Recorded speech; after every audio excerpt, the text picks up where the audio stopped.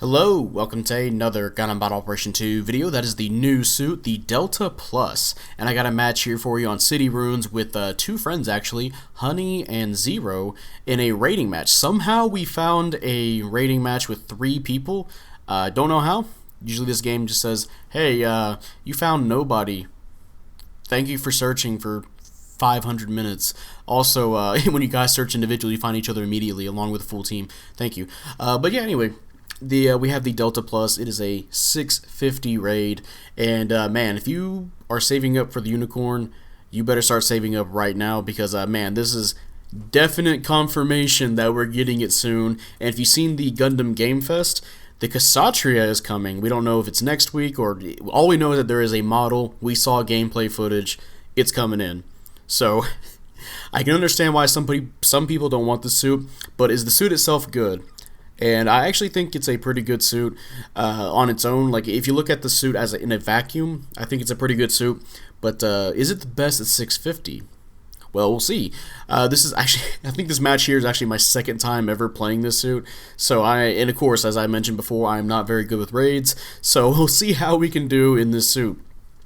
But yeah, I mentioned before, this is a 650 raid, but you have 18,000 health, 22 ballistic resistance, 28 beam resistance, you have 22 melee resistance, 34 range strength, and 31 melee strength, 135 movement speed with 220 boost speed, 80 thruster gauge, and 72 turning speed.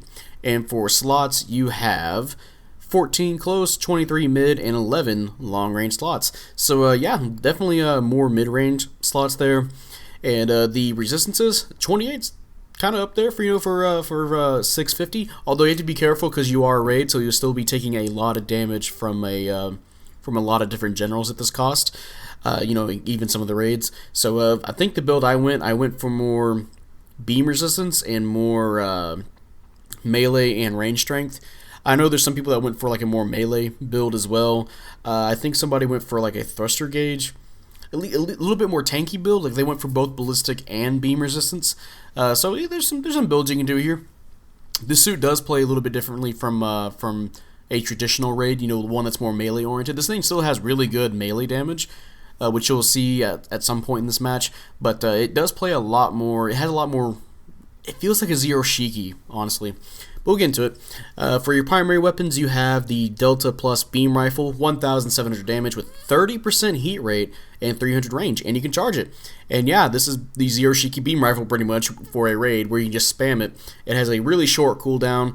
I believe it takes 2 shots to stun somebody, so it's really great at breaking maneuver armor against suits that don't have, like damage control or of that nature, right?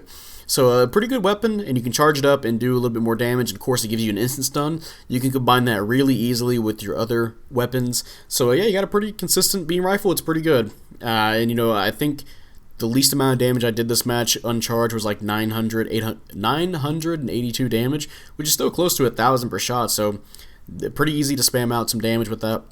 And again, as I said, you can charge it up and get a stun. Next weapon here, your melee weapon, you have Delta Plus Beam Saber, which is 2,700 damage. It's a very basic, just melee downswing, or melee, what's what we're looking for, moveset. There we go. The downswing, it's not exactly the Federation downswing, but it does have that, is it the Zeta downswing or the new Gundam downswing? One of those downswings has some great range to it.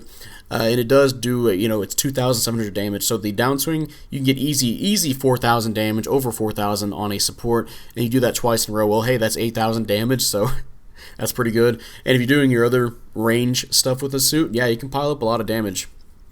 Now for your secondary weapons, you have the 60 millimeter Vulcan, which is 100 damage, 30 rounds, and 175 range. You can actually stun with these Vulcans by themselves. So in case you don't want to, I don't know, for some reason you think that your beam rifle has ammo, even though it's heat based, you can like throw in some of your one of your beam rifle shots and then go straight to your Vulcans. I believe for the Vulcans, they will stun around at least the last few shots, so it's still possible. Or you can team it up with the shield grenade launchers that you have, so that way it's a lot more better based on accumulation with your ballistic weapons. So it works, and of course it does do some decent damage over 100 damage base. So if you're going after support, well, hey, yeah, get some good damage pile up there if they're like really low on health. And of course you can boost while using them, so there's that. Next weapon is the Shield Beam Cannon, which is 2,000 damage, 80% heat rate, and 400 range. And yeah, this is your pretty much your only instant stun weapon in this game that you don't have to charge. It does what it does. You charge it, not charge it. You just shoot it, and somebody gets stunned, and you follow up. The best part is that since it has a heat rate that's not 100%, that means you can use it again. I don't believe I very rarely, playing a lot of my matches, very rarely overheated my shield beam cannon. I probably should do that a lot more. That way I can capitalize even more like on stuns, right? But yeah, it's very basic. Of course, you can use that as a stun lock if you're using your beam rifle as the first stun. So that's very useful. So you have that. Yeah, decent. Next weapon here is the Shield Grenade Launcher, which is 500 damage, 4 rounds, and 300 range. And yeah, I believe it takes 3 or all of them to get a stun accumulation with them. And yeah, very basic. You follow up against a stun with them, or you follow up against like a stun lock on somebody, you can use those. Or maybe if they get knocked to the ground, you see a teammate knock somebody on the ground, you can use that as follow-up damage. It is ballistic, so you'll be doing a lot more damage to a lot of suits at this cost because nobody really builds up for ballistic damage. So yeah, pretty decent little weapon there. You do have a shield. You have the Delta Plus shield, which is a 5,000 health shield, and it's considered a large size as well, or a large size shield. And finally, for your... Oh, I forgot to mention, this thing can transform, so you do have a mobile armor mode weapons. You have the Delta Plus Beam Rifle Transform, which is 1,400 damage with a 35% heat rate and 350 range. And yeah, just like in your regular beam rifle mode, you can just spam it out. It was a little bit awkward for me to try and aim it because it leans a little bit more to your right side. But, if you just follow the reticle, it should be easy. I believe it might take the same amount to stun on ground with 2. Actually, I believe we're at a point here where we get to try that out. We get to go up against this this support, blasting with everything. Oh man, he was still in the stun lock state, so we couldn't see if we got 2 hits to stun. But there's that. Decent damage build up there. Pretty easy to combo into if somebody's far away. You got all your stun locks, right? Next weapon is the Shield Beam Cannon Transformed, which is 1,800 damage with 100% heat rate and 400 range. So basically the same as your Shield Beam Cannon in mobile suit mode, but now it's 100% heat rate for some reason.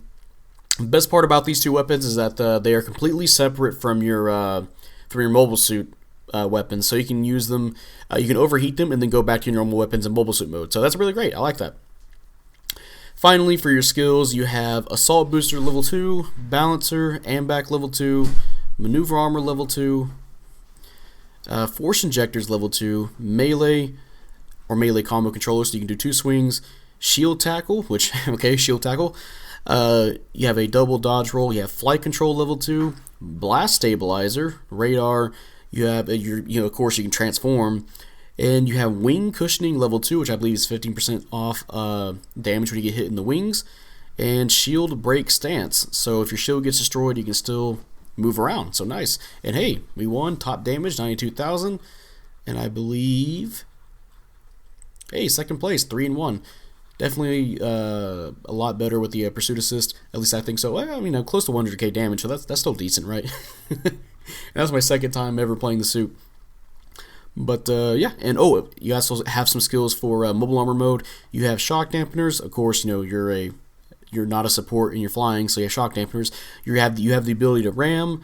You have high boost ram, which I believe you do a lot more ram damage when you're doing your boost. And I think you have a faster boost speed. And you have transformation optimizer, which is what the Humbrabi and I believe another suit has, where every time you're boosting, it takes a lot less thruster consumption from your mobile armor mode, which is really helpful for staying in the air a long time. And yeah, that is the Delta Plus. It is I think it's a pretty good raid. Although, again, like I said earlier, in a vacuum, it's a pretty good raid, but you really have to consider the other raids in this game. At 650, And of course, some of the suits you have to fight at 650. You know, like the Agdoga GG with the heavy stagger straight. It's a really dirty combo the GG can do. It's a very devastating suit. Or you know, you have something like the DJCA where this it's certainly not the best raid, but you know, it has that heavy staggering and Sturmfaust, which is very devastating. You have suits like the Zaka 3 Custom with the really heavy, damaging, heavy attack. Or you know, like the Keyblade Mark II that can just shit out damage really easily.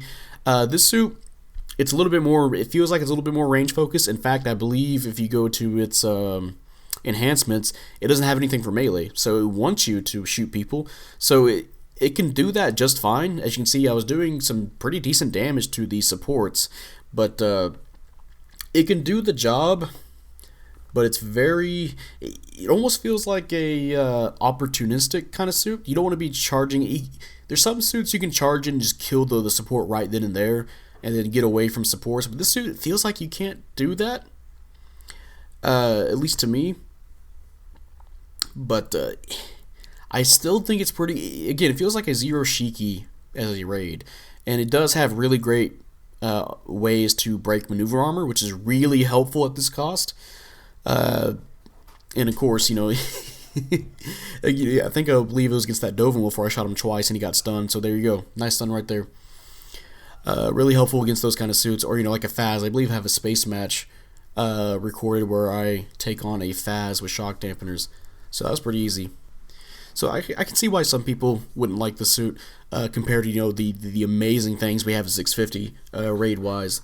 But I think it's a pretty good suit on its own. I think I might play it a little bit more. It's more accustomed to how I would play suits, you know, more range focused. So maybe I'll pick it a little bit more. And yeah, that's going to be the end of this video. If you guys enjoyed this video, leave a like, subscribe if you want. I'd really appreciate it. And you know, type up in the comment section how you feel about the Delta Plus. Do you like it? Do you hate it? Again, I like the suit. I don't like the suit like design wise. I don't really care for it. I don't care for most of the unicorn stuff. But I feel like it's a pretty easy suit to learn and get used to and do some great stuff with it. Nothing else really I can add to it. It still does really good, you know, melee damage. Although there's still some raids, like if I had to pick which one's better, there's some suits I just think are just clearly better than this suit. But this one's just more accustomed to how I play. And I have seen some people get some really great damage output out of this thing, so I guess we're gonna have to see how the suit does in the next, you know, few weeks. But yeah, with that, I will see you guys later. Bye.